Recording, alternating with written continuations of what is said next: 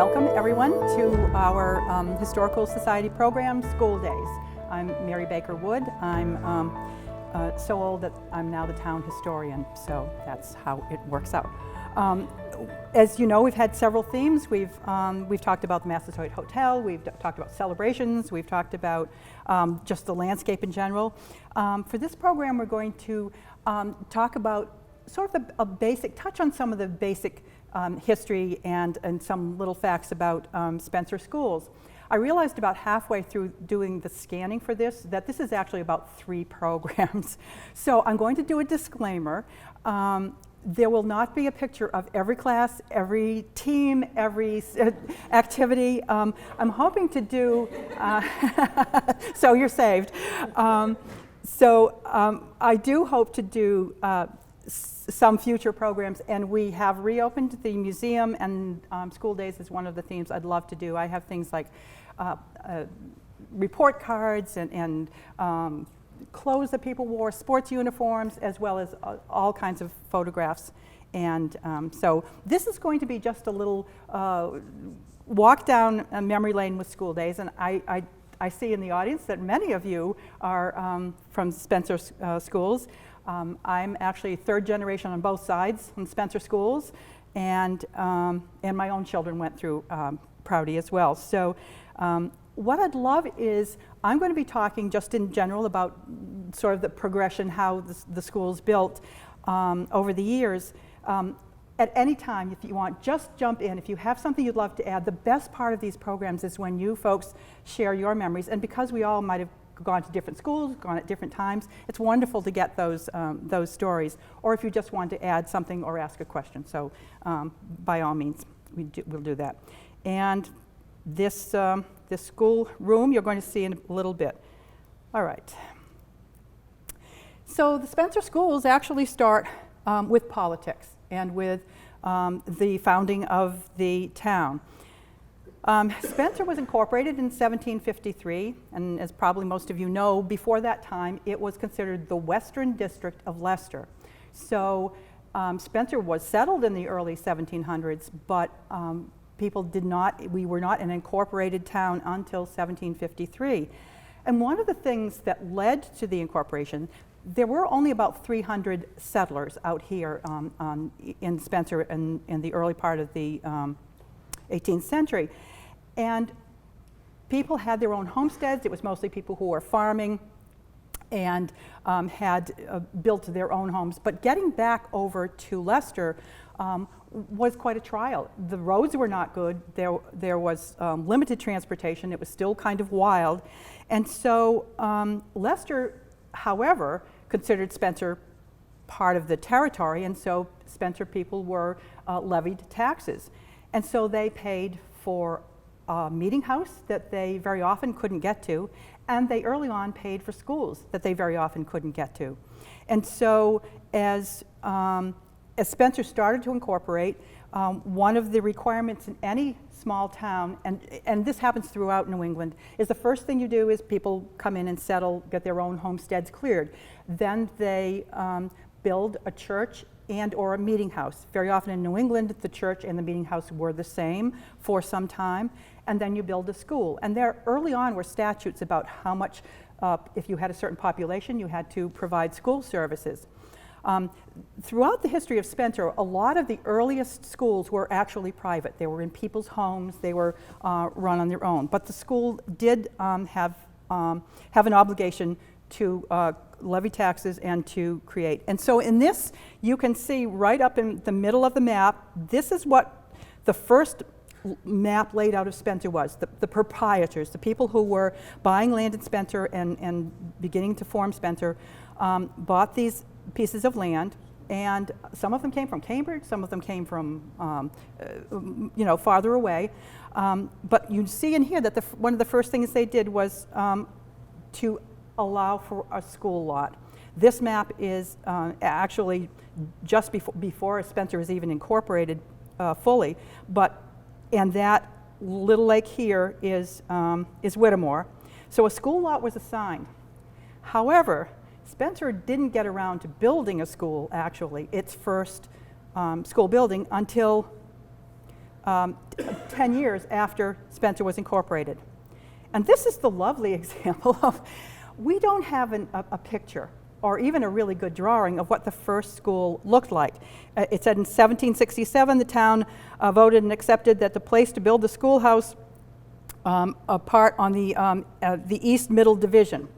This is a later drawing done of the first school building in Spencer. It was by then on a farm property. It was being used for storage, and this is what people knew of it. And the first school was built up on what we call Windy Hills. So opposite where Gregson's is now, there is Sibley land, which has been, which is now a public property and available for people to walk. There still is a foundation and a stone up on that hill. So the first school we have some remnant of, but that was built for us to have a school. And so if you're trying to orient, this is a picture of the sign that Common Ground Land Trust from Spencer and Leicester and the Worcester County Land Trust erected to show that this is land that we now keep as an open space. And so if you look to the very right of the picture up towards the top of the hill, there is actually a site where the first school, it was a one-room schoolhouse, typical for its time. And this was before Spencer had districts. In New England, the first thing towns did was create school districts. And there would be, depending on the population of the town, there would be a different number of them. And so we would have in this, we have district school number 1, the first of the 10 districts that were established for Spencer. We don't have schools that remain for all of them. And so on this map in Spencer, we see notice of a school, and then we see another school farther up into the property. These maps are the only evidence we have that the schools existed. We have town meeting records to say that money was voted for school districts, but we don't have an actual map of what, or an actual picture. So the first school was built on the corner of Clark and Marble Street, so that's all our evidence is on the map. And people who have gone out to find even the remains of it are saying no, they can't. They have not been able to find any more of the remains of it. School district school number 2 was located at the corner of Kingsbury and R. Jones Road. And this is a picture of it. Again, it's a traditional one-room schoolhouse. This is George Washington Bemis, great name. This is a picture taken in 1898. He had come back to Spencer as an old man to sort of reminisce about the old places, and this was the school that he went to. And as you can see by now, it was out of commission. The history of these early schools, when you're trying to map this out, you say, when did a particular school open? A school would open, and then there wouldn't be enough students, it would close. It would move across the street. It would be moved down the road. Remember, homes were very mobile in those days. You got a team of oxen or some teams of oxen, and you moved the buildings. And so that's kind of the history. The other part of it is that for these district schools, there was some basic inequality because some of the schools would be in a wealthier center district. Some of them would be out in a district where people were mostly farmers, where there was not a lot of wealth. So the district system was set up to be by location, but the schools came in and out. This school actually was not.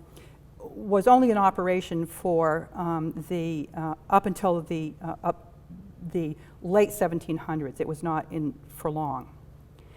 And I'm including this because we have no photographs. We don't even really have good drawings of what the inside of a schoolroom would look like. I bet some of you might think this looks familiar. This is a really good example of what a schoolhouse in this area looked like. This is the one at Old Sturbridge Village. And what the schoolhouses had was basically some very uncomfortable seats. They might have been heated with a fireplace or with some other form of not very advanced heating. In this case, it's just a simple stove. The headmaster's desk at the front, they would have the sloping floors. there would only be outhouses. Some of them weren't even heated, and they were often very dark, so that that was what the students had. Also in that time, and we're talking in the late 1700s and throughout, up until about 1850, the district schools operated on a winter and summer schedule. So there would be 8 weeks of school in winter, and interestingly, it was usually a male teacher, a male schoolmaster who would have that, because the toughest boys were going to be in the winter session. They weren't working on the farm very often, and so they would be in that session. And then the summer session would be usually 8 weeks, May through June, and that would very often be a female teacher. That began to blur as time went on. But these schools were, no matter where you go out through New England, these were very common. And then there became, about 1850, people like Horace Mann in Massachusetts agitated for educational reform. What they said is, and they described the older one-room schoolhouses as juvenile penitentiaries. They said they were so uncomfortable, they were so unpleasant to be in that, and also people were working on farms or elsewhere. They would be in and out of the schools. Attendance and tardiness was an issue. But this is just a slightly later version of a schoolhouse, and in their reforms they wanted to see more light. So this is, you can, well, not fluorescent lights, by the way. I'm not saying that they had them then, but you're beginning to see a little more decoration. You've got a flag, you've got a picture, you've got maybe a better stove. And a lot of the schools, what they advocated also was that schools should be elevating, that the architecture should be agreeable, that students should be going to schools that sort of uplifted them. And they also advocated for a girls' entrance and a boys' entrance. And in the quotes from that time, they're saying, well, it would make it more genteel. There would be not as much, what they were saying was roughhousing as you went in. I don't think they were accusing the girls of that. It's interesting because for a lot of us who did go to the district schools in Spencer, there were often two entrances. They weren't girls and boys. By the time I went, they were by grade, usually. You would line up by your grade, and they were mixed. But so the whole idea of the schools, as we see in Spencer, this trend is happening. The educational reforms meant that the schoolrooms would be a little more attractive. And this now, what I'm doing now is going through a progression of schoolhouses. So we've seen school district number 1. We only have evidence from that. Number 2 no longer exists. We had that one picture. This is schoolhouse number 3. This is taken in the 1930s, and I'm going to bet that a lot of you drive by this pretty often. Schoolhouse number 3 started off actually as a much smaller building across the street. This is at the corner of Park and Main. It's on what we know as the Green property, and it was. Originally, there was a schoolhouse up farther towards, farther up Main Street, but then this schoolhouse was built. And again, this is a 1930 photo. I don't have a lot of photos of the interior, I don't have any of the interior of the school. One little detail about this is that supposedly there was at one point a pipe that extended down the side of the building from the second floor, and that if there was a fire, the students would have to slide down the pipe to get to safety. And I found that one other school in Spencer had the same thing, which seemed like, I don't know whether you want to take your chances with that or not, but this, yes, exactly. So that was the case in this school.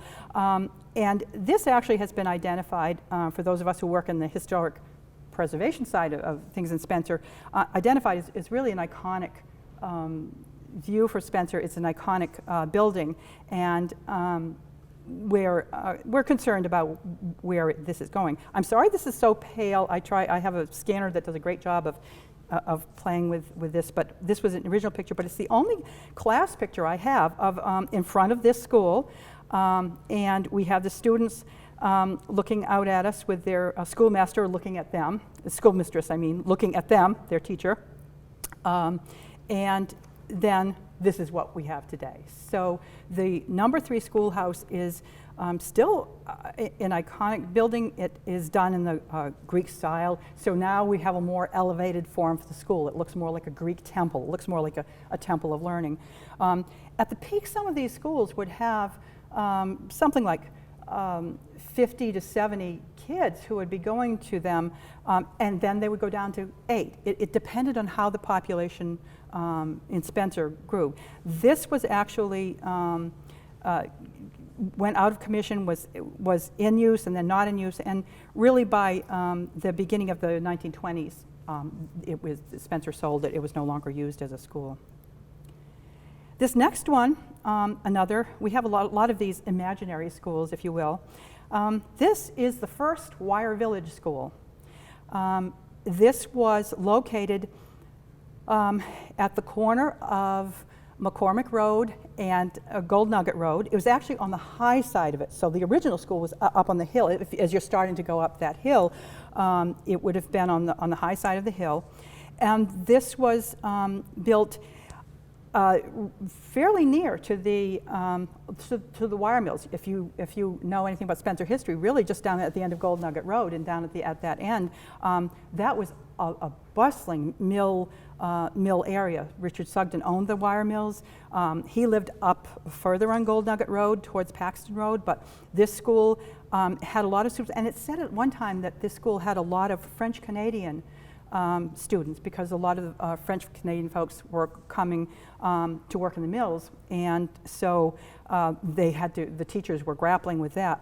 And very often for a building this size, you might have one teacher, one janitor. There were not, and the teacher in some cases, the students, the classes would be overflowing, the students would have to be, some of them would be upstairs, they'd come down to do their recitations. So that was the first school in Wire Village, and then this school was built. It is where across the street, so at the bottom of McCormick Road on Gold Nugget, all you see now is a field and a bunch of trees and maybe some stones. This school was built and in the 1880s. This final version was built, and notice this also had the 2 entrances. It has sort of the kind of schoolhouse construction we're used to. My own grandmother went to this school. She recalls going on a wagon to school in bad weather, and it was near enough to the mills that many of the families from the mills and that lived in that mill housing up along Paxton Road would be going to this school. Then at the very beginning of the Depression, this school was closed. The mills were depressed, there weren't as many people going here, and so it was actually sold. And actually someone bought it for the wood and went and built a house up on Water Street, I understand. You really can't even see much to foundation even down there. Yeah, it is. It's pretty overgrown, which you can see. This is where that school was. Here's the sign for McCormick Road across the street, and it's looking down. And you notice also in the back of those schools, you see that it was. Sorry, I'm trying not to drive everybody crazy here. See the fields behind it. This is the period of time, if you've looked at any of the other pictures we have, late 1800s, early 1900s, almost all the trees are gone. People had used them for fuel and for building and for all kinds of purposes. And so these fields were used as fields. Now, this is what's growing in where places aren't farmed. There are some farm fields over on the other side, but not as many. So that was Wire Village Schools. This is now coming fast forward to the new Wire Village School. And if a lot of you were around at the time this was being built, there was a lot of controversy that it wasn't technically in Wire Village. It's up on Paxton Road. This is on the dedication day. This is a picture taken of the crowds coming to do the dedication. And this is a picture of the actual groundbreaking for the school. I tossed in for here because you see that Steve Brewer was still active with us. Mike Goet was the chair of the building committee. Ted Provo, Mr. Hurl, and then Mr. Bedard over in the corner. And I realized as I was looking at the kids that my own daughter was in this. She was one of the kids who gave a little speech on the day of the dedication. So here she is. She'll be just so pleased that I'm showing a picture of her. I won't identify which one. And this is the plaque inside dedicating the Wire Village School. And if you've been into it, you know that this is it was, because it was so new, it's been built with a lot of newer technology, nicer school. This is, in particular, the dedication ceremony. This was the year, just the year after we did the 250th celebration for Spencer. And so we included as part of the dedication of this school, the dedication or the placement of a time capsule. And so here we have Mr. Matalitis, who was the superintendent at the time, Mr. Hicks, Mr. Bedard, and then we have other folks from the school committee and from their committee. And there I am looking like I'm urging people to vote. I'm not. I'm actually telling people about the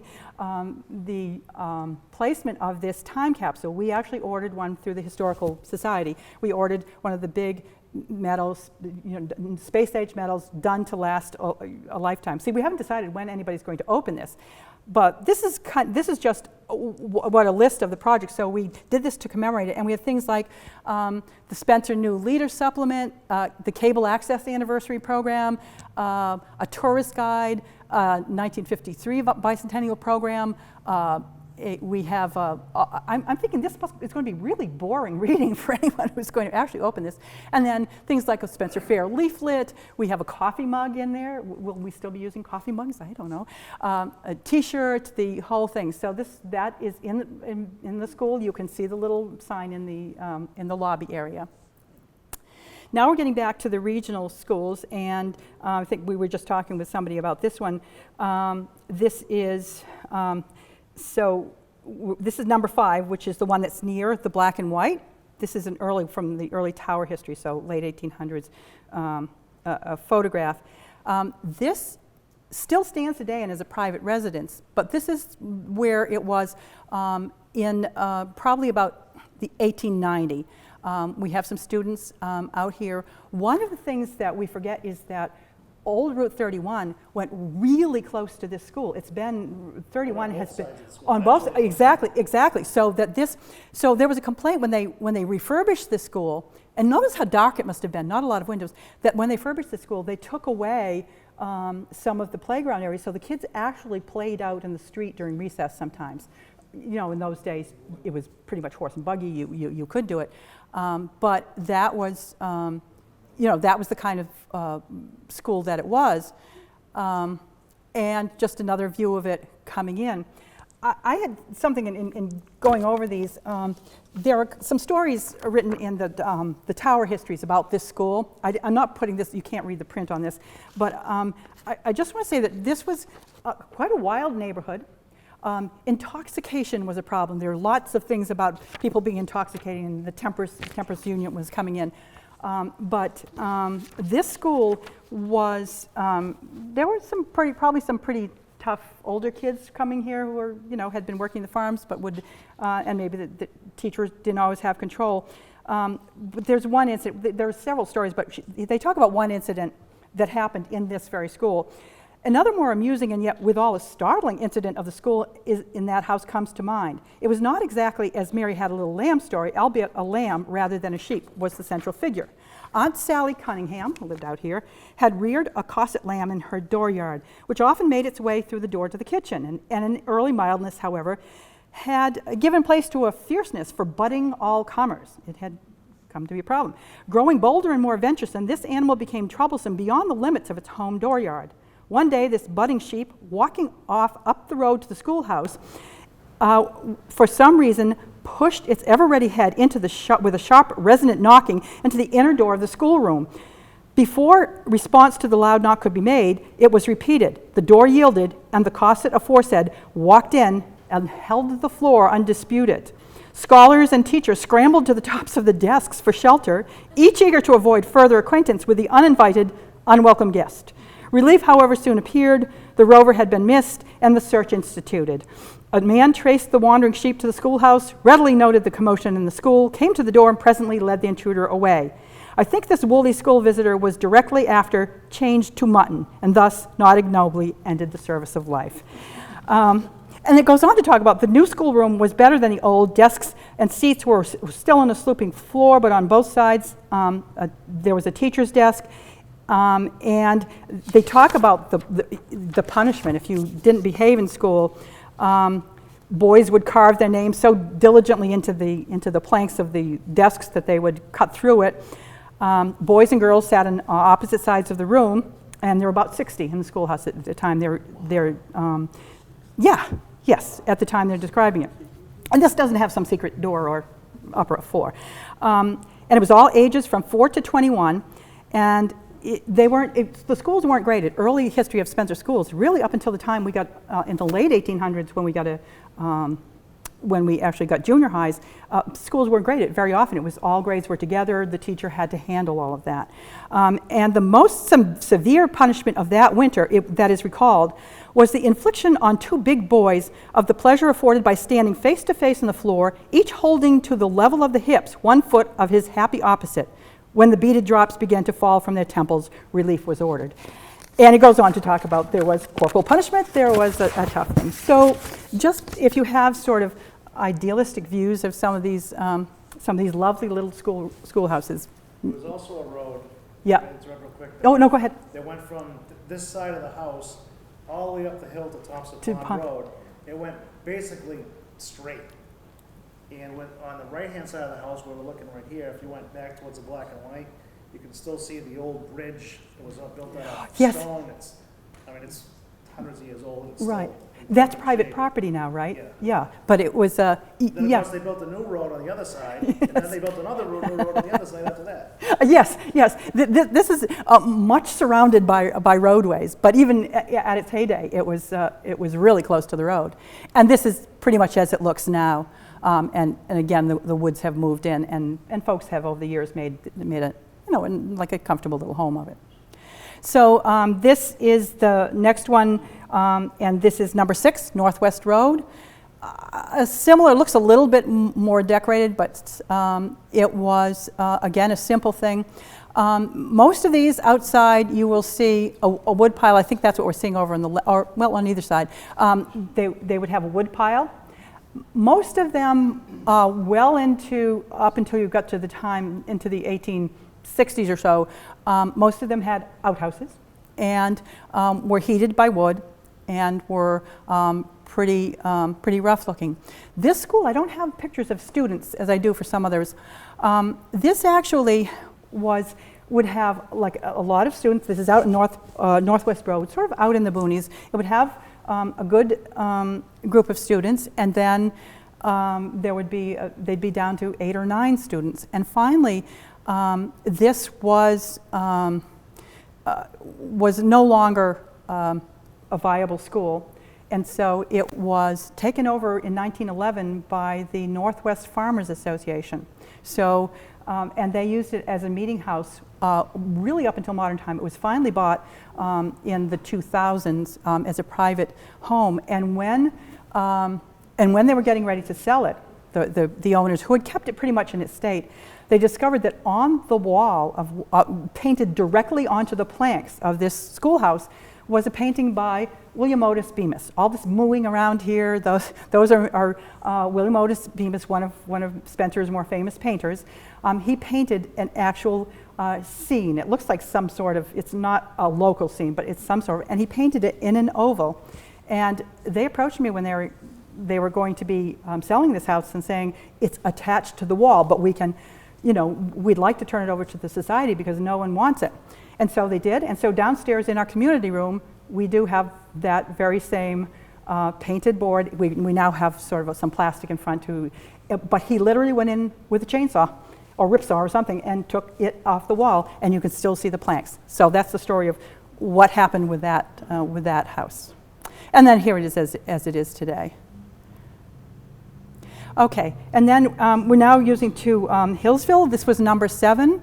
I actually live really near this, and my neighbor tells me that I believe his mother was taught school there when he was when she was younger. We've got the water source over here. No bubblers yet, no fountains. But this was built originally. There was down on the school. The original school was built down on Route 31, just around the corner. This is at the corner of Northwest Road. But the original place was built, and then they decided they needed more room. And this is actually, we know who the architects are on all of these schools. This is actually well designed and spacious enough. And for some time, this was a well-used school. Here's a view of some of the students having their photo. We have dozens and dozens of photos like these. I'm not having you look at every single one of them. One of the projects they hope to work on is to actually have some students from the schools in Spencer as a project do the catalog of this, because I have the ability now to get them online, but typing out all the names, because most of these, interestingly enough, most of these, we have the names of the students. We have them there. They're on a piece of paper on the back, or written on the back, or attached to them. But that's something that we have been keeping dozens of these. This school was used for a while, and then by about 1911, there weren't enough students, and so they decided to transport. The town actually paid to transport the students from this Northwest Street Road area to Pleasant Street School. And they used, they had hired someone who had a wagon. It was outfitted with curtains and benches, and it was called the barge. And I remember growing up listening to my grandmother refer to school buses as barges. That's what they called, and there was nothing water going about it, but they were called barges. And so students were bussed out. Then a little bit more of a population, they came back and reopened the school. This happens with almost all the schools.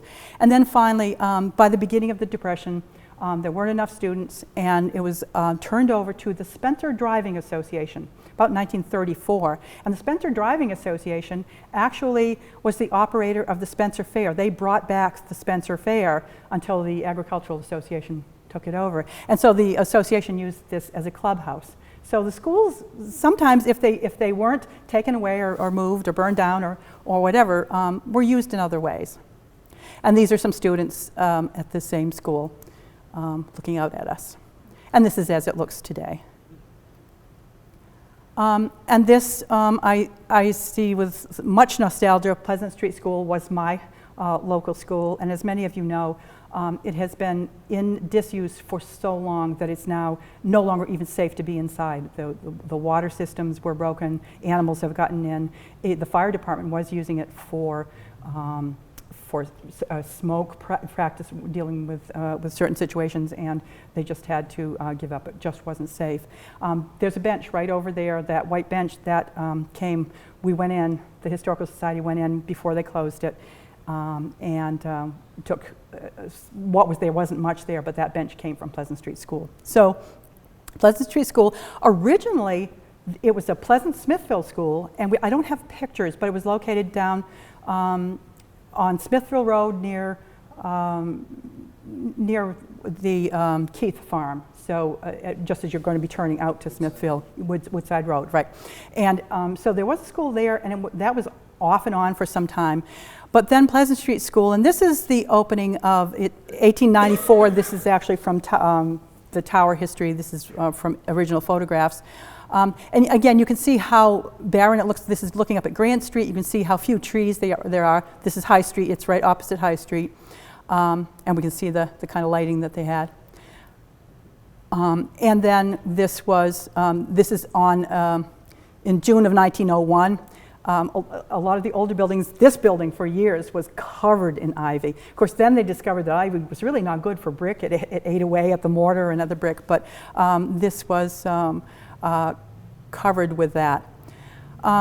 Pleasant Street School remained, until 1994, remained an active school. It Notice it has the boys and girls sides to it, although, as I said, we didn't use it that way. And in behind there was actually a William Barr company who made heels at another location, had a grease, degreasing operation. So he would remove the grease from leather, and they'd used a naphtha. And they described that in 1901, the entire school had to be evacuated because a huge fire erupted in the back where they were doing this. It wasn't until I think 1930 or so that the town actually purchased the land and used it. There was actually a little ball field back there. But this was, again, these were amazing buildings. We know who the architects were. And if any of you remember the inside of these, this one did not have a cafeteria or any food. I actually, growing up when I did, we could go home for school. If you lived nearby, you could go home. And so I would go home with my neighbor and have lunch and then come back because my dad worked uptown. So that was the school that we went to. I remember the bathroom was in the basement. Yes. And it was, in the wintertime, it would be freezing cold out there. Yes. If you read the history of all of the schools, they invariably would build a school like in the 1880s, and then they'd have boiler problems like 2 years later. I mean, and so slowly they would have boilers. Then they would switch over to steam heat. They would have water bursting. There's been a lot of water damage, and this is just. What looks like a little group of ruffians. This is Depression era. Actually, the person with the X is my dad, who went to this school, and it's looking like he's not wanting to have this picture taken. Did they have the date of those photographs for the kids' names? Yes. And we have all that? Yes, we have that. Right now, you can have access. We have the files are accessible. You can come in. Just come in when we're open. But my hope is that we'll get. And I think the schools are amenable to this, that we will get as internship projects or as community service projects for the students. I would love to have the students themselves who are in the schools now coming into work on this, because most of them are really good, and I have a really top grade scanner, and I have a website that they can commit this to. So I'm hoping that's going to be a project, because it is time consuming. There are almost all of them are identified. In the Jeff Fisk Spencer history, Yeah. he's got some of these pictures. Yes, we. He's got my mother and my name. Yes. The names of the students. Oh, absolutely, and actually, we have a lot of the ones he used, and they do, and they'll be on a piece of paper. Some people, when they have reunions, I know my parents and my parents' generation, a lot of them would take, and they would just kind of like write all over the photograph or write on the back of it. So most of them, I would say, we do, and some of them, I think there's an example I'll show later, where if they would do first row and they do this person, and then they wouldn't know, so they put a question mark. So this is the state it's in, and we won't be having a school. In 1938, that is all, they were slate roofs, and the roof on this was terribly damaged in the hurricane, as was West Main Street and I think one other school. They actually, when they were closing down one school, they took the slate and used it to repair the other schools, so considerable damage. Oh, and I think a ventilation system was also harmed in this during it. But this is where we are now. It's a shame we let it get to that state. It's expensive to just keep something open. A lot of these schools were not able to be upgraded to be able to, handle I'm thinking maybe Wi-Fi. an alternative use. Adaptive reuse and we've done this with a lot of buildings. This one got too bad over a period of time, and we're in the process now. I know the Historical Commission is in the process of starting actually a survey. We're going to be doing an actual preservation plan for Spencer, where we identify these buildings, and hopefully, once you do that, everybody thinks there's magic grant money out there. You have to work hard to get the grant money, and not everybody gets it. But I think if we identify some of these buildings, because we can't get them back. And I'm trying to make sure that all of the photographs we have are identified and well stored and eventually all digitally available.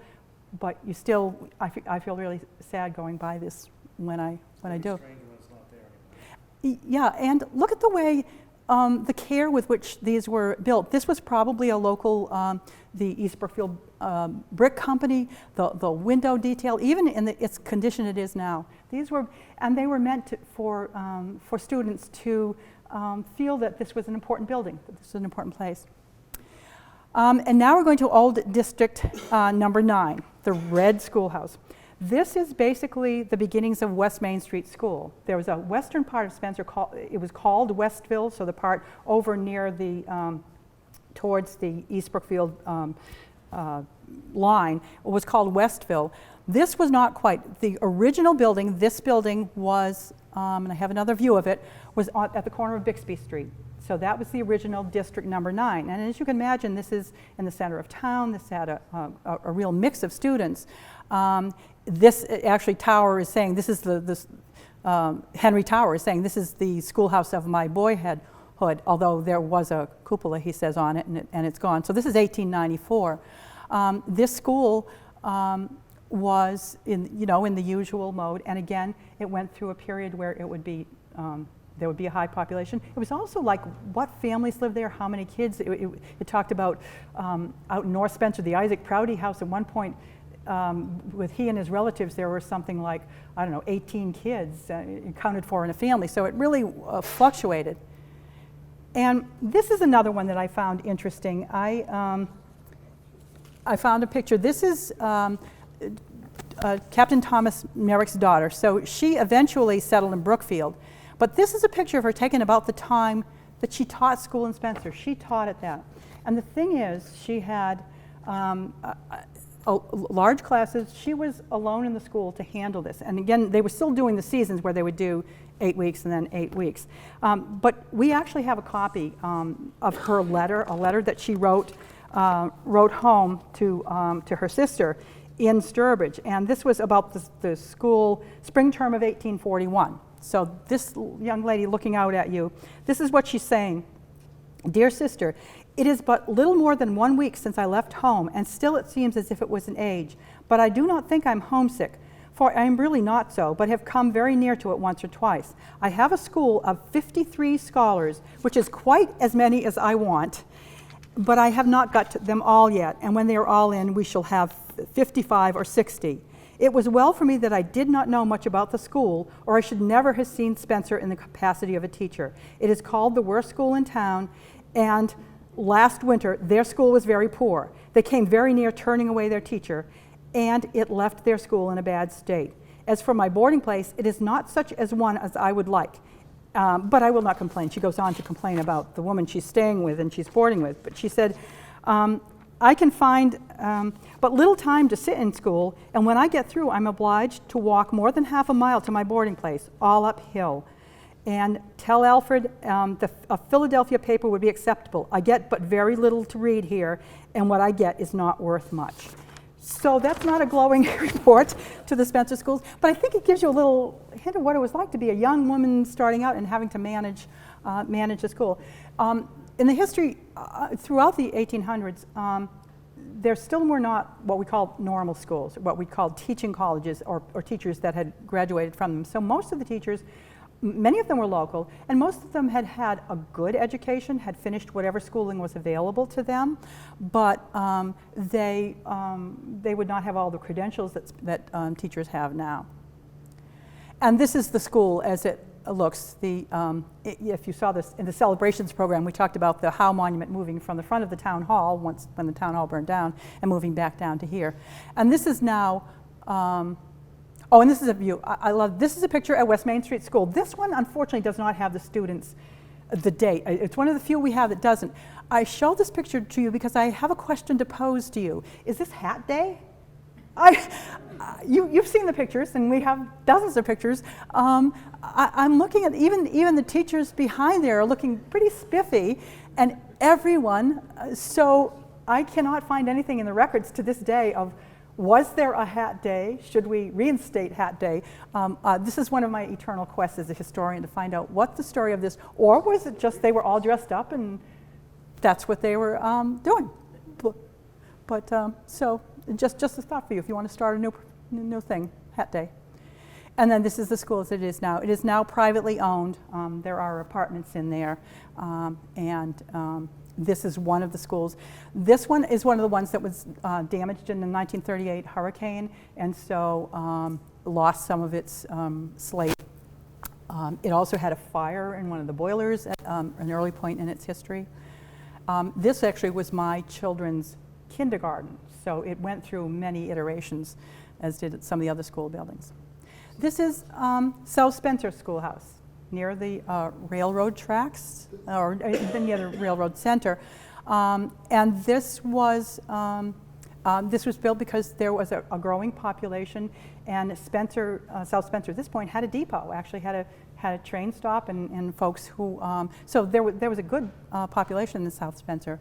And this school remained in effect until the beginning of the Depression, at which point the school decommissioned it, and it went into the hands of the South Spencer community group. And they actually installed a kitchen. They, up until recent times, they were running it as a place you could have meetings there, that you had a kitchen, and so on. And this is where it is today. It's now the Vietnam, among other things, this is the Vietnam War Monument. It was dedicated in 1974, I believe, and this is what the use is now. It has not been an active school for a long time. This is Grove Street School. In early pictures of Grove Street, you see the sidewalks were actually just planks, and this had only one story. So, and that would have been around 1880s. About 10 years after that, so near the turn of the century, they hired an architect because they needed more students. Remember, each district had its own district supervisors. They were called by different names. There would be a committee, usually 3 or more, and they were in charge of the money that came from the town. They were in charge of buying the wood if it was wood-fired. They were in charge of the building maintenance. There would be time in the early schools, they would actually charge students some form of tuition. And this is the Grove Street School, number 12, shown with the teachers on the steps. No hats, which is what I'm now grappling with. No. These are not usually merry pictures. This kid's barefoot. One of those students is barefoot. Let me see if I can get back to that. Shoeless Joe Jackson. Yes, they just had, yes. Oh, yes. Oh, yeah. They talk about the difference between the schools, that in some cases there was extreme poverty. There were some kids who couldn't go to school because they didn't have winter clothes. And so, I'm surprised it's a shoe town. could they not give him a boot? I know. Yeah. And can you imagine that there's a mom home saying, "You didn't tell me it was picture day"? I remember picture day. It was one of the eternal things about our schools. And this is as it looks now. Again, this is also now privately owned. It was used for as a Head Start location for many years, and now it's privately owned. I'm told it is. I haven't been inside, but yes, I've seen a picture somewhere of apartments that it's been renovated. I like the old wall better. Yes, yeah. And again, to everyone who grew up in a neighborhood, it was comfortable. And even now, when you got to Prouty, in Spencer, when you got to Prouty, you were coming from all different schools, or when you got even to Lake Street, you were coming from all different schools. And to this point, people can be very fiercely protective of their school.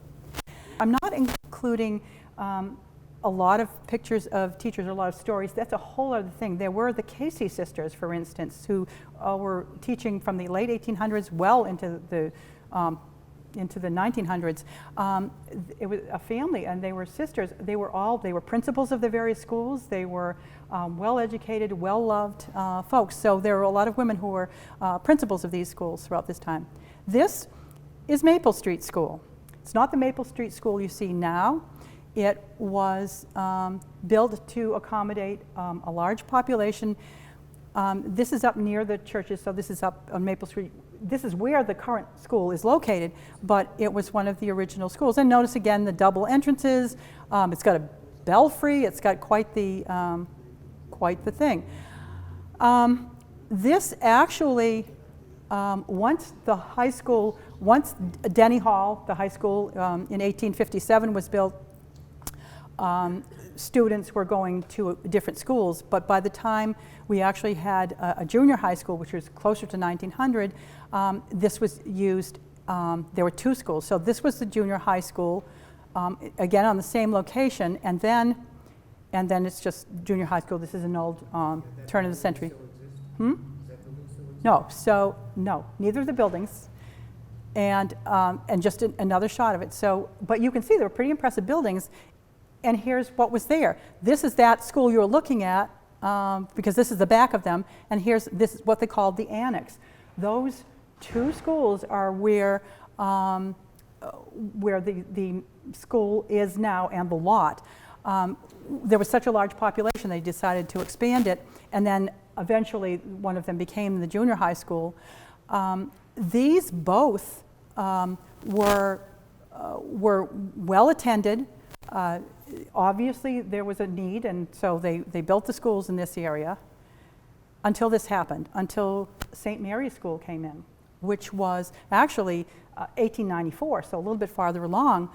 But what they said was that those Maple Street schools, once St. Mary's opened in 1894 with 300 students. So pulling a lot of the people, again, it was the French-Canadian population that lived up there, but those two schools became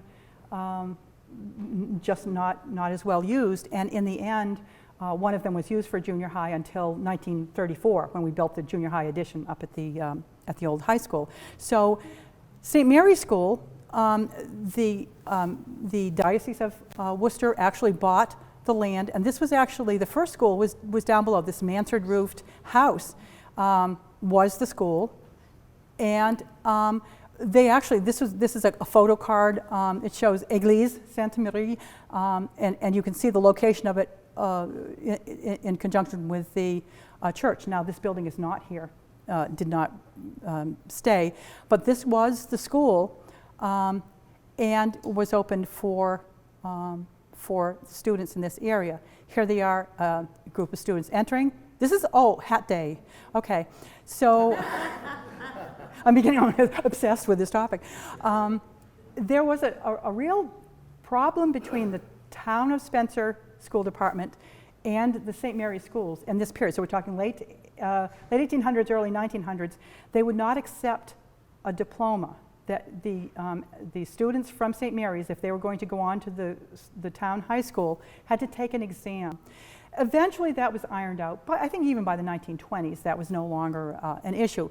But it definitely, and so what was happening was that these schools, here's St. Mary's School, and again we have a lot of those photographs. They did a really good job with every single student listed. Again, I can't show them on a single photo, but with the students listed.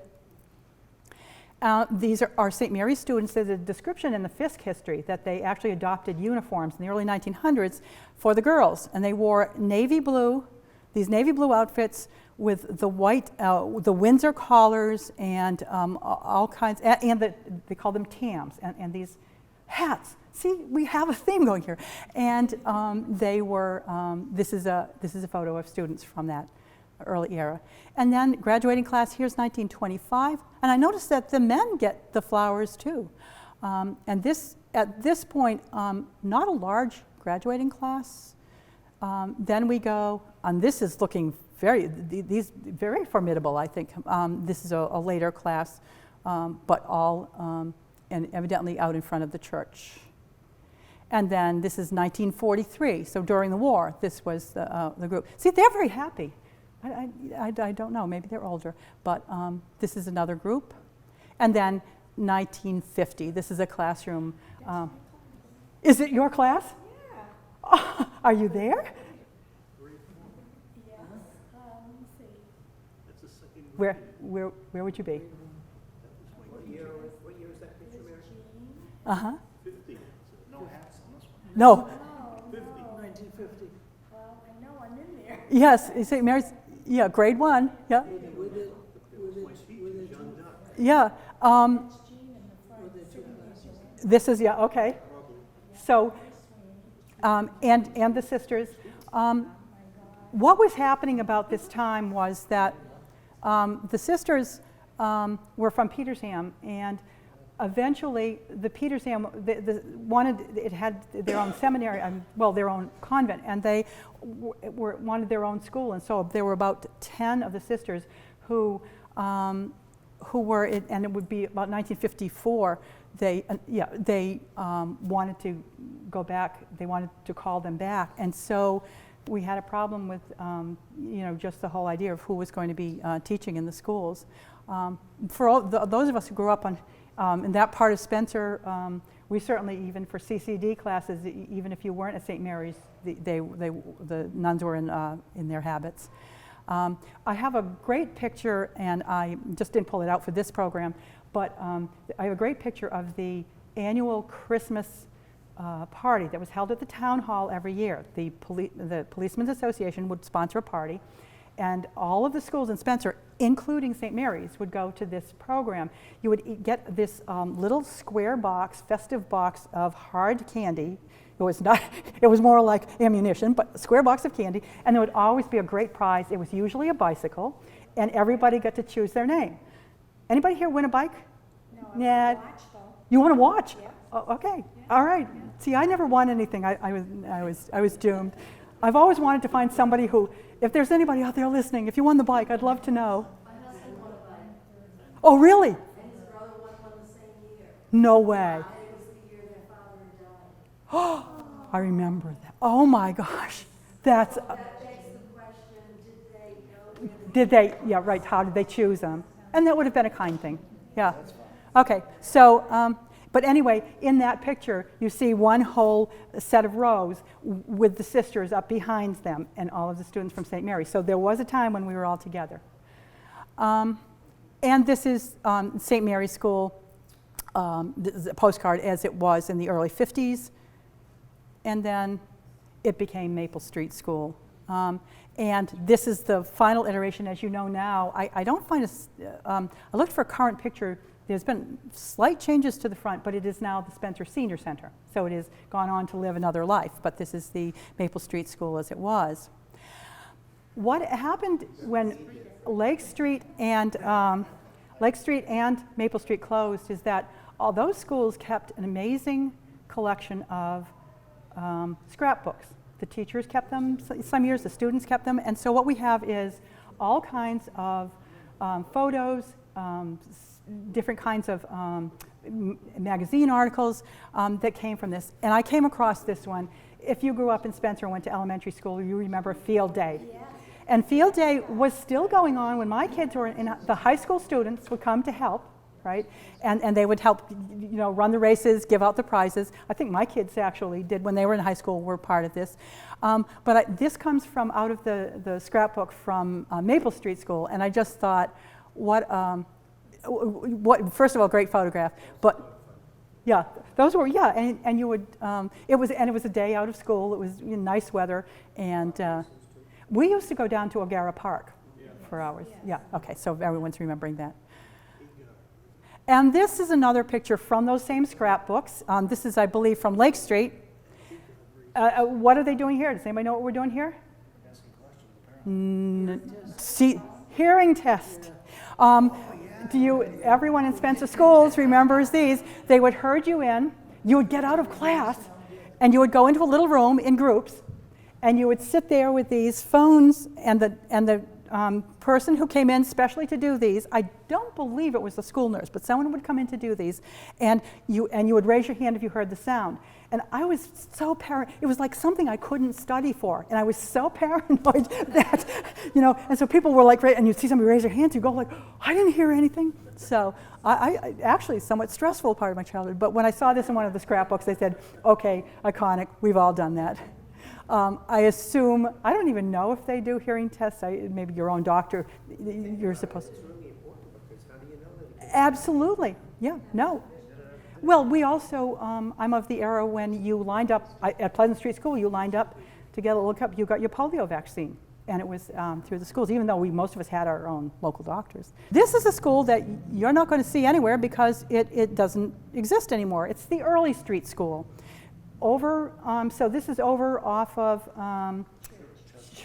behind Church Street, yes, Early Street, right, behind that area. This is what, Spencer's population was such that we had those 2 Maple Street schools, and then we had the Early Street School that was built. Interestingly, Early Street School was built in the late 1800s. It only lasted as a school for 11 years. The population shifted so much at that time, and then what else happened? St. Mary's opened. And so that had an impact, particularly on the Early Street School. So we're told that in 1919, it was no longer used as a school. The town, it was a particularly cold winter, and the town used it as a morgue because they couldn't get into any of the cemeteries. And then, for some time afterwards, the highway department used it for equipment storage until it was taken down. It was just no. And, yeah, okay, that earlier picture I had was, that I showed you in the beginning, was the Early Street School. Well, we'll go. And this is where it is now, which is not there. So, just to be clear. And again, I was talking about the school notebooks that were turned over to me. Lake Street, actually, when they closed, contacted me and turned over complete sets of notebooks for Lake Street School and for Maple Street School. And so, again, scrapbooks, all kinds of concert programs, the principal's letters, and we have accessioned these. We've added them to our collections. We're keeping them in archival storage. Again, this is would be a great student project to go through because scrapbooks can be sort of, beyond our time. But this is the kind of thing that we actively still collect, because once this is gone, you know how it is with your own stuff. You know, you move several times, and pretty soon a lot of those things are gone away. So that's just the kind of thing. One last school I'll mention that was not Spencer Public Schools. Now, there were evening schools in Spencer that were sometimes sponsored by the town, sometimes by private tuition, and those were language schools for folks to learn another language. They were folks who worked in the factories and wanted to do evening school.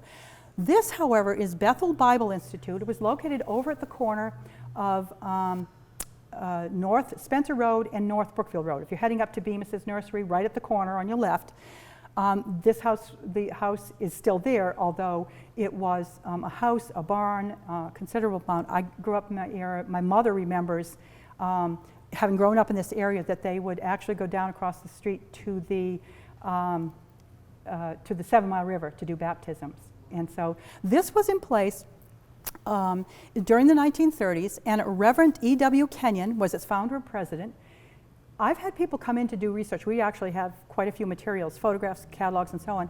We actually have people coming into research because he went on to form Atlantic Union College, to be a very famous seminarian, and I didn't realize was quite as famous as he was. There was some controversy in the end of the schools about how students were treated, how they were paid, some controversies with locals, but he is very well known, and if you Google him, you'll find really some interesting material.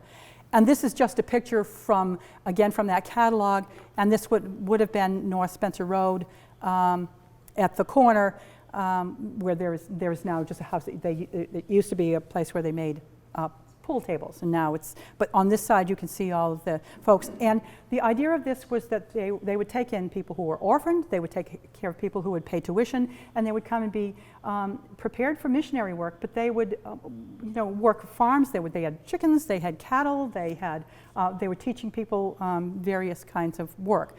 So, and it says, on a beautiful hillside, available, you can get here by electric car line. The rooms are furnished with a bed and mattress, table, chairs, dresser, and window shades, okay? Students are expected to bring bedding, towel, napkins, knife, fork, teaspoon, and dessert spoon for the dining table. So just because this is not as well known in Spencer, but I grew up hearing stories about it. Bethel Bible Institute was actually, it moved to Dudley, and there are lots of magazine articles that go on to talk about it. This is another iconic Lake Street School, another one that it's very sad to drive by now, and I know there are plans in the works not to just let it go to ruin, to do something with it. Lake Street School opened in 1957. I actually went there 5th through 8th grade. And that was when you went from your local district school, Grove Street is Pleasant Street, and then everyone in Spencer anyway went to Lake Street School. And it was, you know, a modern school for its time. Before the wheelchair ramp was put in. Yes. Oh, yeah. This is probably shortly after it opened. And for all of those who remember, for me, it was the first time I'd ever been in a cafeteria. Oh my gosh, they had a gleaming cafeteria with they called it the multi-purpose room with the fold-down tables.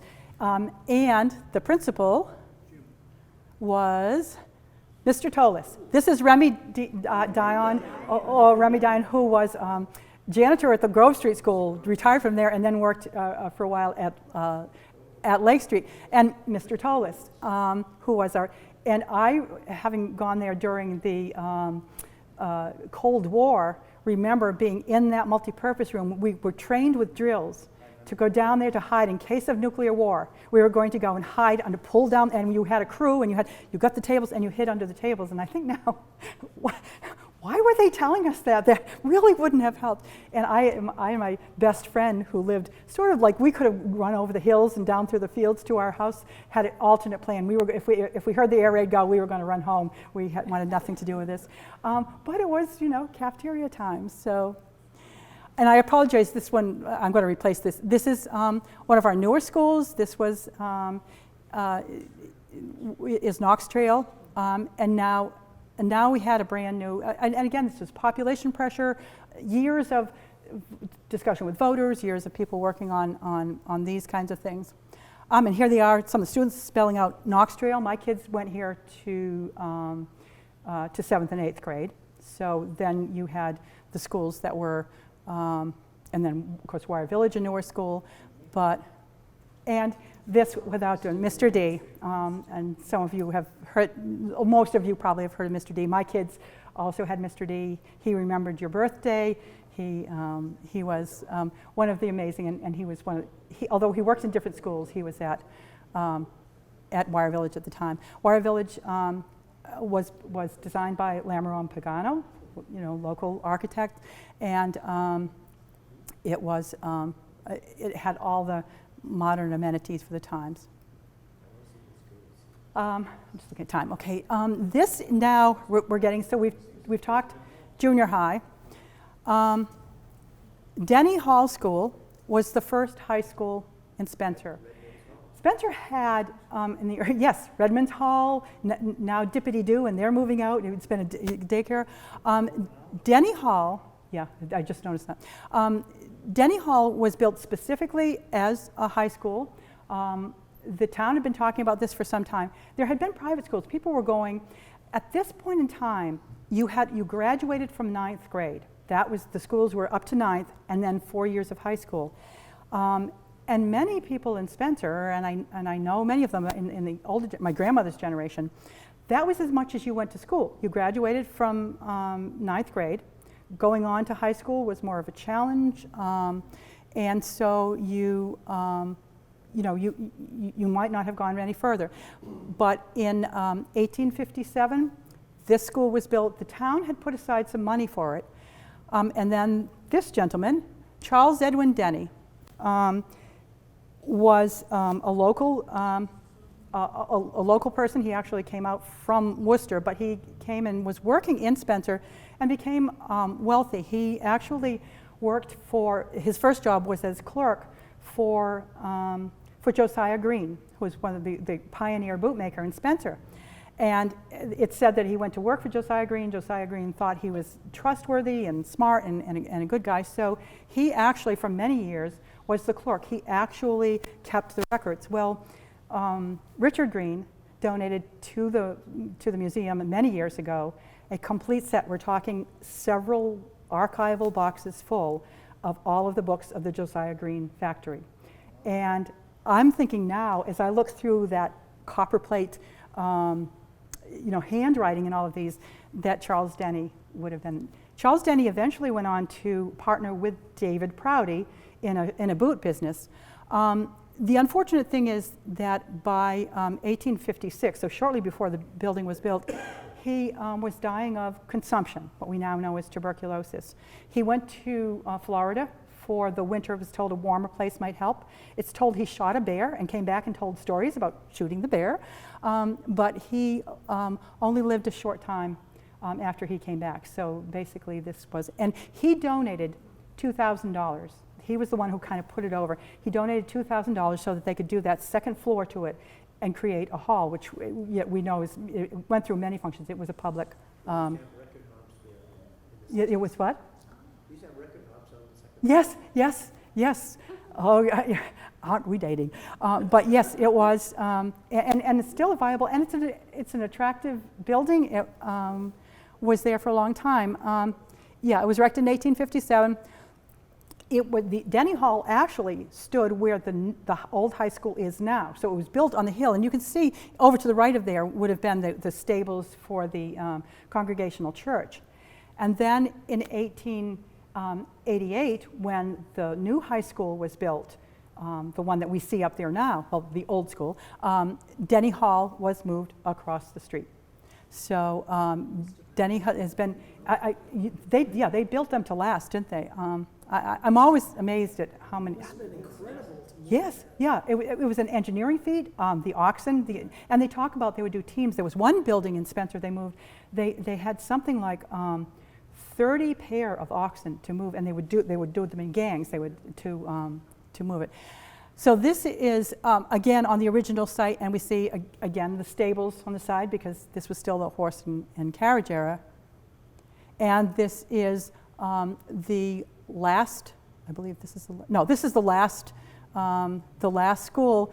By the time the new high school was built in 1888, Denny Hall then became a junior high school. The junior high school in Spencer has moved from different locations, and the students were now going to be going to the high school. This is a picture, sadly the name I think on this was not correct, but this is one of the schoolmistresses at this, and I'm just thinking, you know, I probably wouldn't have messed around if she gave me the evil eye. She was one of the Denny Hall teachers. So, and then here's how it looks today. And then we come to David Prouty High School. This, oh yes, everyone here, if you didn't grow up in Spencer, trying to get this through. If you didn't grow up in Spencer, right down in here, right here, were the senior steps. I went 2 years to it as a high school. So I went 2 years to the old school, 2 years to the new school.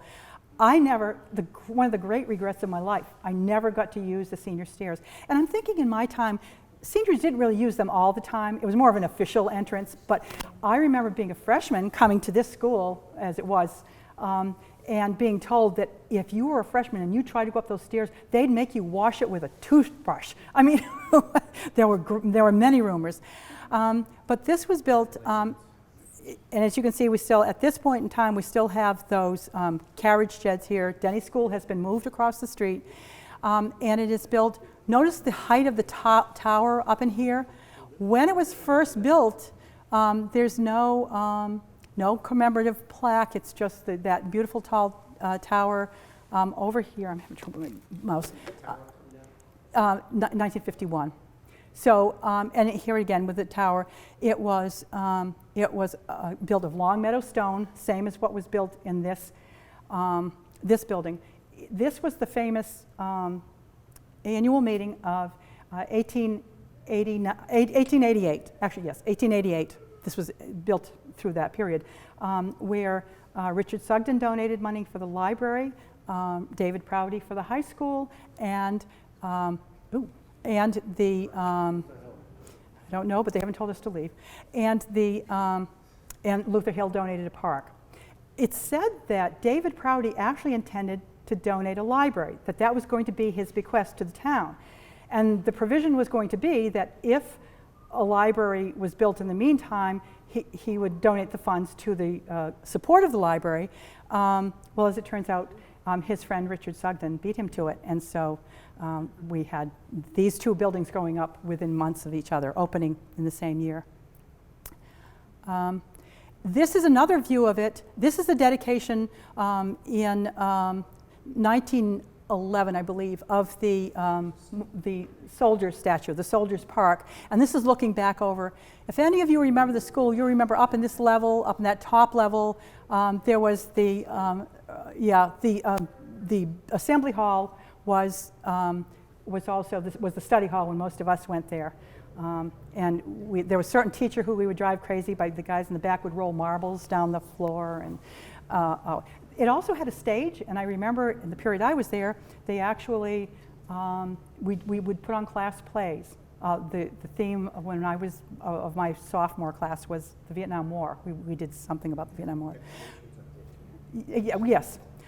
So this, exactly. So this was, it was a pretty, and this is pretty stuff. When we were there was a cafeteria in the basement, and then there was some sort of, the shop was there. And then this is just another view of the high school. At this point in time, it was said that,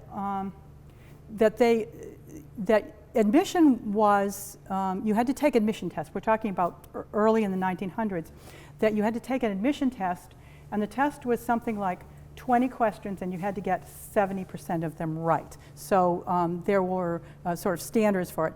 This shows us with the 1937 addition to the back, and that's when actually the junior high moved to there. And then this is when it was new. Notice now, the tower in 1951, due to ice and storm damage and to various structural problems, was taken down to this. But this, this particular plaque, which commemorates David Prouty, was taken from the top of the other tower. The interesting thing is that when the town accepted the money to build the high school, there were two provisions. They had to have a painting hung in the main hall, one of the main halls, of David Prouty, and the other was that they had to have a plaque. They didn't put the plaque up until 11 years later, up on that tower. Mary Bemis, I think, or one of the stalwart citizens of Spencer really created a fuss about it and said, listen, we promised this, we have to put this up here. And I noticed that little VW on the front, I think Mr. Bedard drove that. I'm thinking this might have been when it was at junior high and my kids were there, because it looks familiar. And then over to the right, if you grew up in Spencer, you know very well the basketball courts that were between that and the church. Many an hour spent with folks playing there. And this is as it is now with the church. Now these trees, remember, were, I think we mentioned it in the last program, there are 13 trees that were planted in commemoration of 13 men we lost in World War I. So, and then this now is senior living at Prouty. This is now moving to the new Prouty, which is, was opened in 1966. This is a drawing of it, and honestly, the footprint of it looks pretty much the same as it did when my kids went there. This is in the front of it. This is the commemorative booklet that was put out 1966 to celebrate the opening, a little bit of information.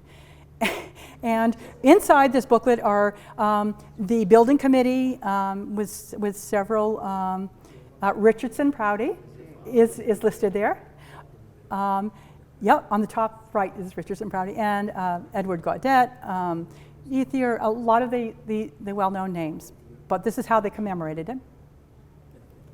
And here were, when I was there, these were the folks. So it was Mr. Dickinson was the principal, Mr. Cunningham, AC, who was the vice principal, Mr. Gaudet, who sadly just passed away a couple of years ago. A couple of weeks ago.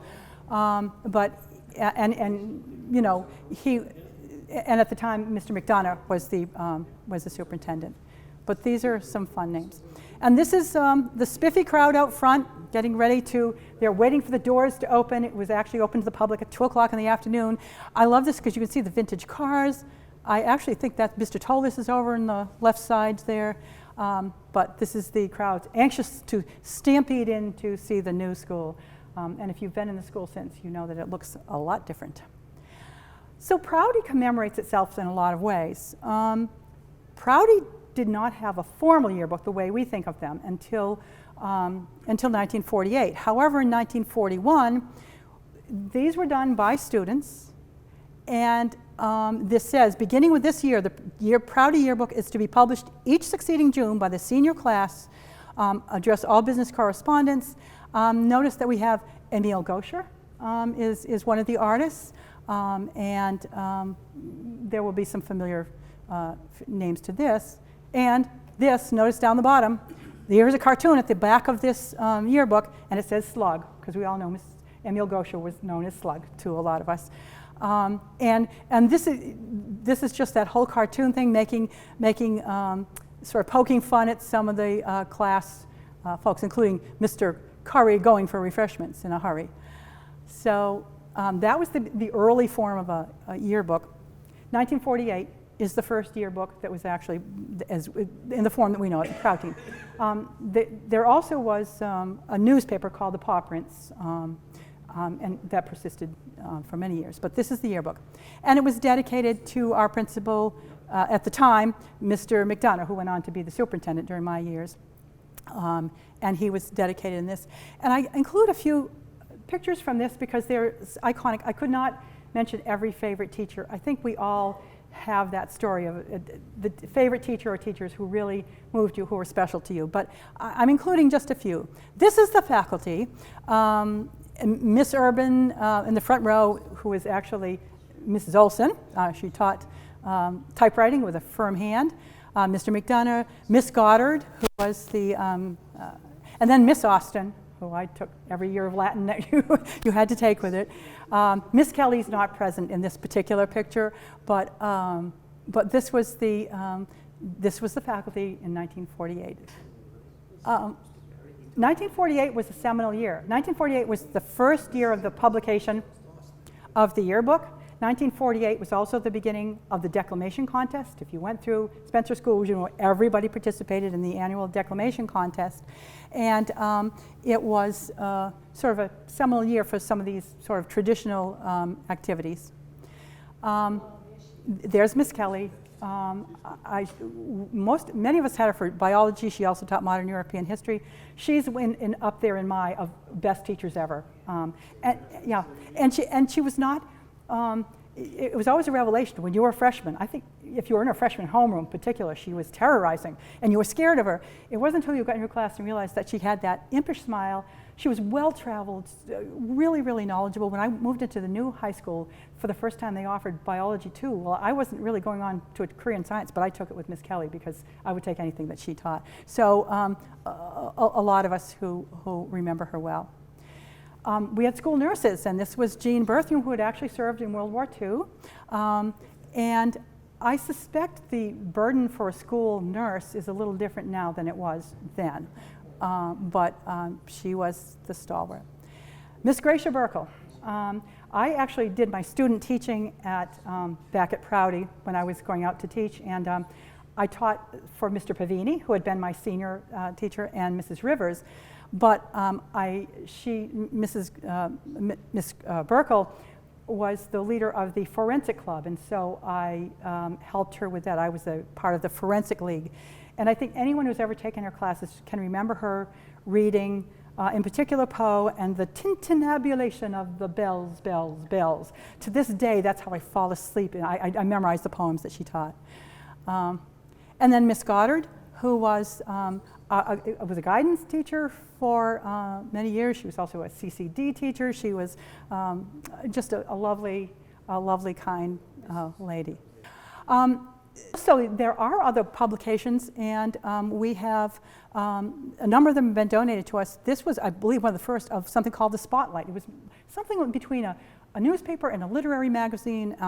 Really nice. Then this is 1936. We have the DPAHS Echo. Then we have the Black and Orange. By the way, my understanding is that in the early part, like so in the early 1900s, the Proudy color was lemon yellow. No one seems to know when black and orange became our colors. So here's another, this happens to be my yearbook. This is a yearbook of one of my kids. This is one of the years they were in school. This is what a yearbook looks like now. We have a complete set of these of the yearbooks here. We're in the process of getting some of them digitized. This was from my yearbook. This was our Slug, you had Slug Osher to do the actual cartoons. We actually cut things out. So we have Mr. Crosby is the man from Math. Man from U.N.C.L.E. was big then. And we have, yes, Crybabies. It's, if you want it, you take a look at the yearbooks from this era. Some of them were pretty amazing. And this, just to say, this is, we have every Proudy class. We have photographs, and this is what it looks like. I included this just to show you. This is very often what it looks like. There's a piece of torn paper taped to it or whatever. There's maybe something on the back of it. These were included. And then here again, this is a class of 1928.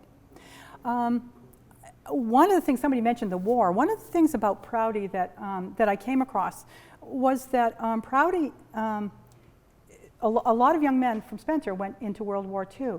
Proudy actually, during the World War II, had a selective service office at the school. I know people who did not finish high school went directly into the war. My own dad, I think, got his degree, and like the 2 days later was shipped off to Camp Grant. Was off to World War II. So during the war, though, they had a Junior Cross group. They did extensive metal drives, can drives. I mean, we're talking an amazing amount of metal that was done in these drives. And the other thing they gathered during the war effort, 90 sacks of milkweed pods. Does anyone know why? I had to research, like, I'm going, well, it seems sort of odd if I were a serviceman. I don't think I would want to get a milkweed pod. They were used for life jackets, and they say in gas masks, but used in life jackets because kapok, which was the other fiber, a similar kind of fiber, the sources for that in the South Pacific were shut off by the Japanese. And so Proudy did its effort, including in some very interesting ways. But this is the class of 28, moving on. Phil Quinn is showing up in these. Class of 1931, at that point they were taking the pictures. Again, no hats. And then sports, Proudy is always, and I couldn't possibly include every sport and but there are some that are well known. The 45 and 46 team that won the Clark tournament. And I mention this because this is folks like Roger Pombriant, Richard Gaudette, Edward McDonough, Paul Grandmont, I mean, a lot of names well known. And well into the time when I was in high school, well into the 60s, basketball was huge at Proudy. Remember, there was a whole generation of us that football was not a thing. We never had football in the school. It didn't come in until much later. But they were allowed to stand on the senior steps while they did this. So this was the Proudy team. But Proudy went on to have great success in the Clark tournament and had wonderful basketball players for many years. This is when we did have football. So, as I said, for much of the middle part of the 1900s, no football at Proudy. But in the early 1898, notice the padding, notice the look of them. And then this is the 1899 team. Notice the padding and the rough look. I think they're trying to intimidate. I'm not sure. And then this, the 1901 team, posing again on the high school. They're on the senior steps. It says, notice the nose guard that Herbert Green is sporting. And the man on the far right was a faculty member. They let a faculty member play on the team. Who knew? And then track was also huge at Proudy, still is, but this was for the year 1929 to 1930. And we have your Mr. Roberts, Ernie Roberts is here, Pete Ruskowski, Alfred Morin, who is very well known. Yep. Ray St. Germain, as Proudy was well known for its track. And this is the 1926 team, and we have Phil Quinn, Fred Meloche, and again, this is just sort of like a little. I'm not doing current pictures because those are more easily available. This, and I believe this is supposedly your dad too. This came from from Ernie Roberts.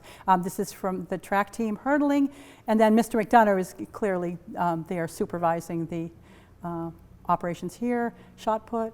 That's Roger Giscopian. Yes, yes. Who became, what do you call himself? Jacob Knight. Jacob Knight. Yeah, yeah, exactly. And this is and not to forget, the women had teams, and so we have the Prouty team from 1933. My aunt is right in the front left. We have family pictures of this as well. Notice the bloomers that they had to wear and the interesting shoes. The woman in the front row in the middle, Barbara Howe from East Brookfield, she was nationally ranked in the high jump. Yes, She could yes. Jump, she could jump taller than my Right, kids. right. The women's basketball and the women's other teams, yeah, had some really good success. And then this is something, if you went to Prouty, the Prouty cheerleading tournament. I have lots of pictures of cheerleaders, but this one was kind of iconic. This had happened. This is just sort of, Al Banks was very famous locally through the Telegram and Gazette, but he announced this. And Sports cartoon once a week every yes, absolutely. And so we have cheerleaders tournament at Spencer. And then this is just, I believe this is actually from my own yearbook. And so this is what a cheerleading tournament. And in this case, we also had some male cheerleaders just having a little fun. basketball team would dress up as cheerleaders. Yes, yes. I think that's who that is. I'm pretty sure. Yep. And then this is a women's basketball team from 1948. The woman up on the left is Miriam McCourt, who went on to become Spencer's one of Spencer's female selectmen. And these folks, I've got lots of pictures of these. And this is also from Ernie Roberts' era. This was the Prouty men's tennis team. Yeah, well, yeah, yes. What's fun, and one of the reasons I'd love to get a lot of this documented and out there is that when you compare from year to year what people were wearing, it was pretty amazing. And then, of course, Prouty's always had great music programs, concerts, and then the band. And again, you can see some familiar names. Again, I've got dozens of these photos. I couldn't pick and choose who was going to be in it, but and notice that they're wearing the capes with the frogs on it and the whole bit. And then this is the Majorettes. So this is the Prouty band marching down Main Street. Marching band has always been a very proud part of their history. This is another thing that is very, went through many changes. This was prom night, and this was from the class of 1956. It was a night in Hawaii, and the thing about this was that the proms were always held in the gymnasium of the old school. And I don't know if some of you remember, if you were in grade school, it was an outing. You went down to look. They would have the decorating committee. They would have it all decorated for whatever the theme was. Loads of crepe paper, loads of theme. And you would walk down to view the prom decorations.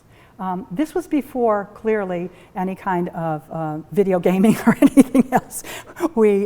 As I've often said, one of the highlights of my school career was the chocolate milk on the tour at Sibley Farm, while going down to see these. By the time I was in high school in the 60s, we went to Yankee Drummer. You went to to another venue, an outside venue. But this was what prom looked like. And then this, just if you went to Prouty, you probably have these. This is from my kid.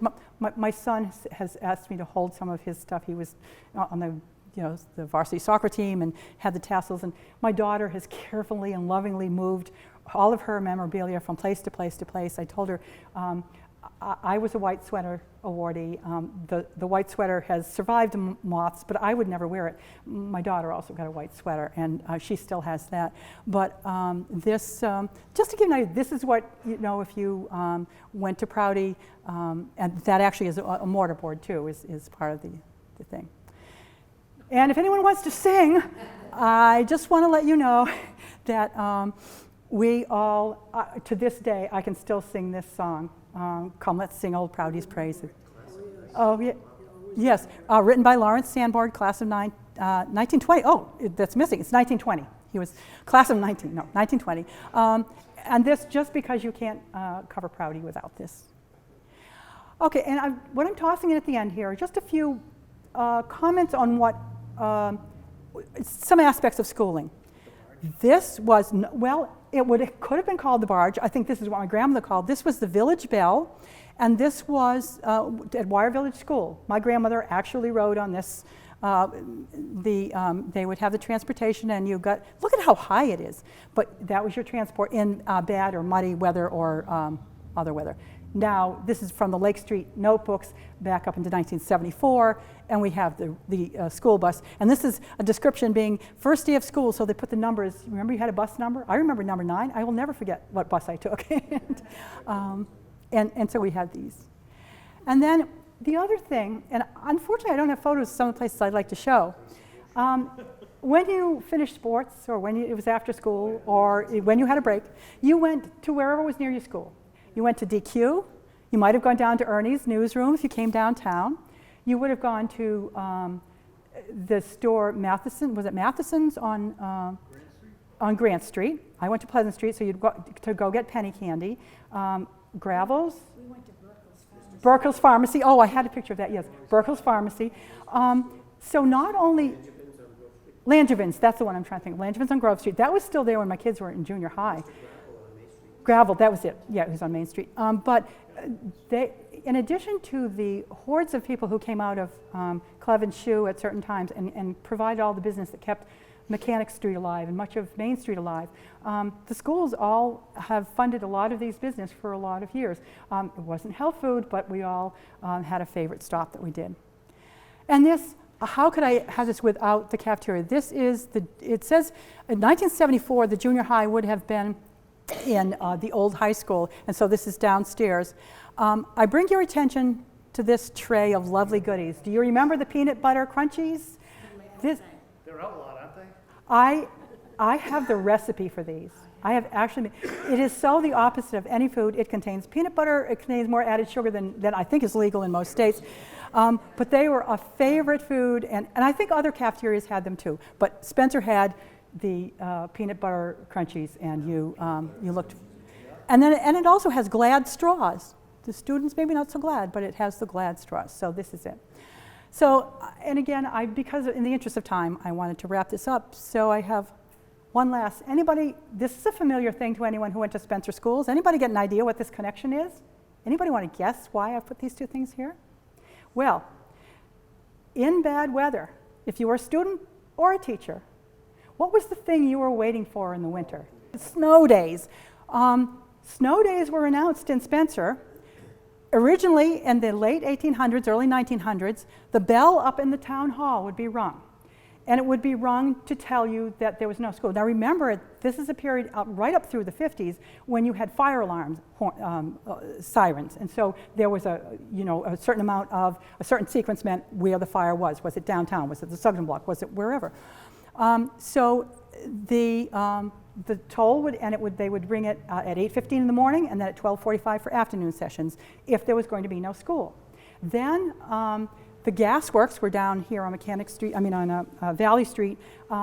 They used the siren from the gasworks. Remember, most big companies at that time had some form of siren to tell people, or horn to tell people, here's when it starts, here's noon break and whatever, and so these would be going off. But they used the ones at the gas. At Wire Village, which is way out of town, they actually were allowed to use the whistles at the Sugden, the wire mills. And again, it would blow in a certain sequence, and you knew it was your school, and you knew it meant no school. Well, jump up to today. For my own kids, what you do is you get a text message, or you get, and there are different ways to do it. You get the robocall to your home, but this to this is what we do. But the sentiment is always the same. Snow day. It was what we had. So that's this. Again, I had to call a whole lot of materials. We're working on making these available. But are there any questions? Anyone want to share anything? I know I've just touched the surface on some of this, but I wanted to at least give a flavor to what it was like to go to school in Spencer.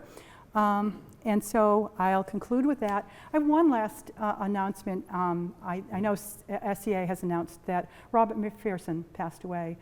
For most of us who know Spencer, he was our town moderator. He was instrumental in the formation of SCA. I wanted to just mention that as a respect, because for all of us sitting here, there are so many who went before and are among us who made Spencer what it is to us. So I conclude my remarks. Thank you. Thank you. You're welcome.